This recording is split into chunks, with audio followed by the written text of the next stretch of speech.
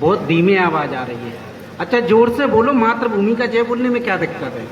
भारत माता की वंदे वंदे, कुशवाहा एकता, कुशवाहा एकता।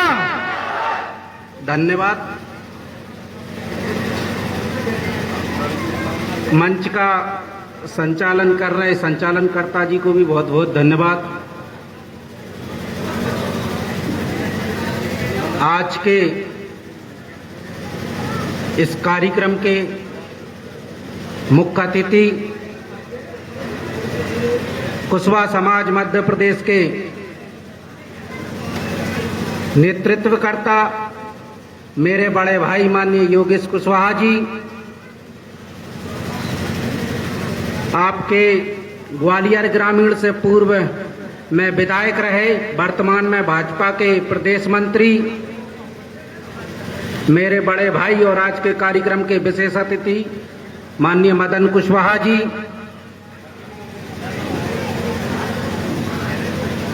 ग्वालियर जिले के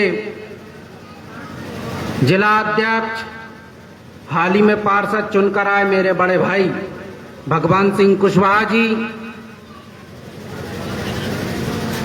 प्रांतीय कुशवाहा समाज जिला ग्वालियर के युवा प्रकोष्ठ के हमारे जिला अध्यक्ष मेरे बड़े भाई देवेंद्र कुशवाहा जी,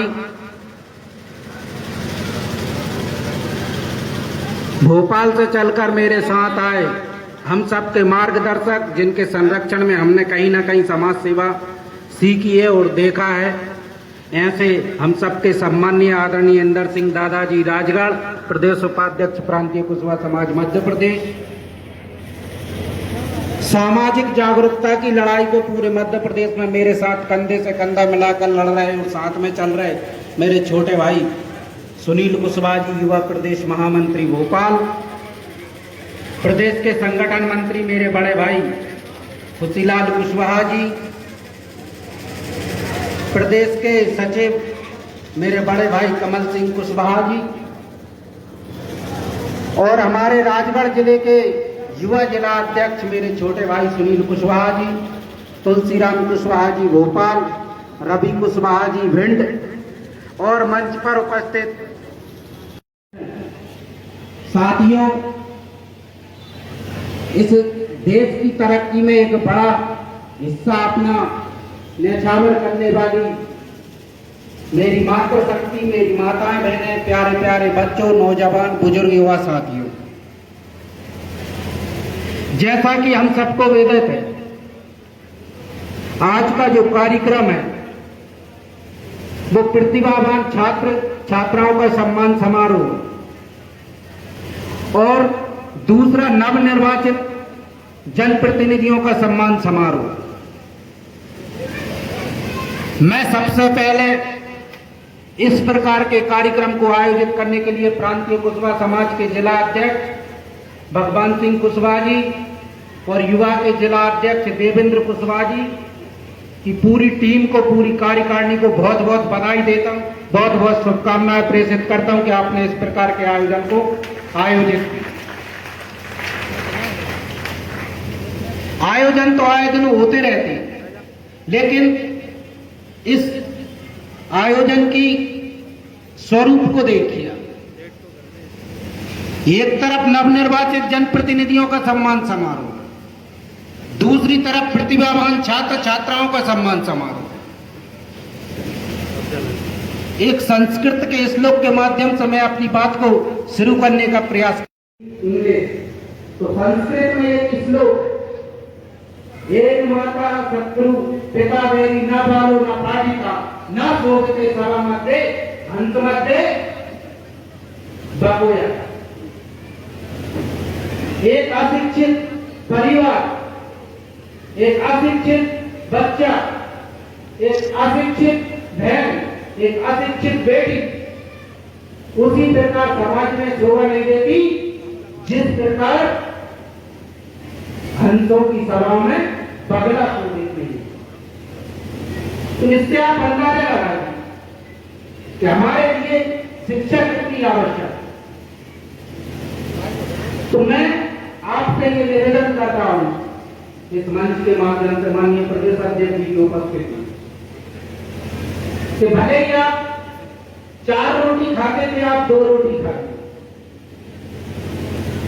कपड़े साल में 4 बार नया खरीदते थे, आप 2 बार खरीदते, आप मोटरसाइकिल से चल रहे हैं, आप साइकिल से चल रहे हैं,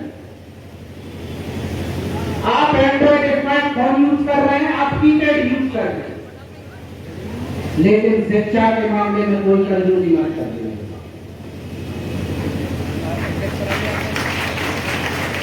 क्योंकि हमारे मध्य प्रदेश में मात्र एकलौते सांसद जननायक शुक्लाल कुशवाहा जी कहा करते, शिक्षा वो श्रेणी का दूर है जो पिए ना वो है। आप एक व्यक्ति के हाथ में एक छोटे जीवन पकड़ा दीजिए और एक व्यक्ति के हाथ में आप किताब पकड़ा दीजिए। एक ही छोटे सेवन वाला से पेट बार मारे, गोली तो एक ही बार नहीं जाएगी ना, लेकिन जिसके हाथ में भूख होगी वो बार बार मारेगा और हजारों लोगों को मारेगा। ये शिक्षा का प्रभाव। आज हम मध्य प्रदेश के तमाम कोने में जाके, जिसमें अगर मैं शुरुआत करूं, धार, देवास, इंदौर, उज्जैन, खंडवा, खरगोन, छिंदवाड़ा, बैतूल, बालाघाट, उमरिया, डिंडोरी, मंडला, सिंगरौली, सीधी, रीवा, सतना, पन्ना, दमोह, शकरगढ़, टीकमगढ़, निवाड़ी, दतिया, ग्वालियर, भिंड, सीहोपुर, वापस अगर चले जाए शिवपुरी, गुना, अशोकनगर, भोपाल, विदिशा, सागर, इस पूरे क्षेत्र में घूमने के बाद, मध्य प्रदेश के 52 जिलों में घूमने के बाद मुझे सब विश्वास क्या हुआ कि जिस समाज की मध्य प्रदेश के अंदर 80 लाख आबादी है, उस समाज का एक भी कलेक्टर नहीं है। इस चीज पर हमें सोचना पड़ेगा। अब इस चीज का सोचने के लिए हमें क्या करना पड़ेगा? कोई भी देश हो, कोई भी धर्म हो, कोई भी जाति हो, कोई भी समुदाय, उसमें 3 चीजें जिसके पास होती है, उसी की शक्ति एहसास सबको होती है। नंबर 1,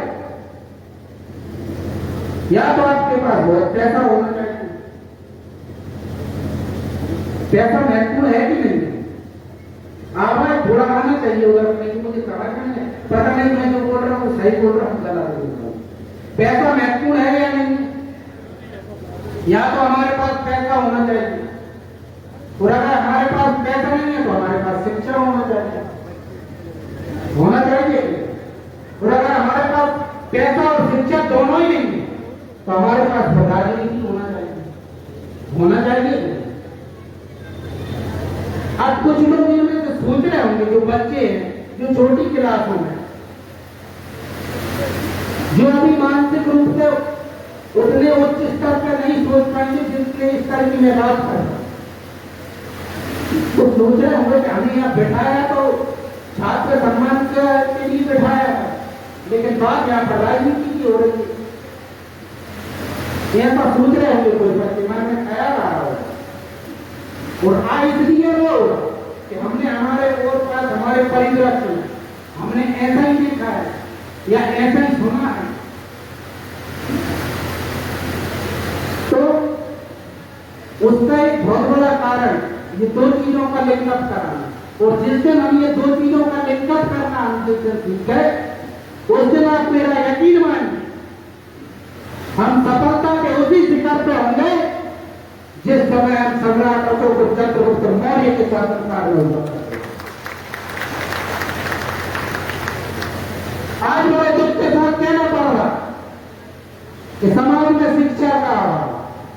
आप दूर दराज के इस्तेमाल इदारों में देखते होंगे कि बच्चे पढ़ लिख तो रहे, एलएलबी तो कर ली, लेकिन उन्हें समझ में नहीं आ पा रहा मुझे करना चाहिए, क्योंकि डिसाइड नहीं हो पा, लक्ष्य का निर्धारण नहीं कर पा, क्योंकि घर में माता बहने पढ़ी लिखी है, बड़े बुजुर्ग पढ़े लिखे हैं, और जिनके घर में पढ़े लिखे पहले से हैं मैं उन साथियों से यहाँ पे निवेदन कर रहा हूँ कि आप आपके आस पड़ोस में रिश्ते नातेदारों में समाज में जहाँ भी जाते हैं वहाँ अगर कोई ऐसा बच्चा देखेंगे जो बहुत टैलेंटेड है और उसे गाइडेंस की आवश्यकता है तो आप उसे गाइड करने का भी कार्य अगर आप करेंगे तो भी आप समाज सेवा के क्षेत्र में योगदान दे सकते हैं मेरे पास।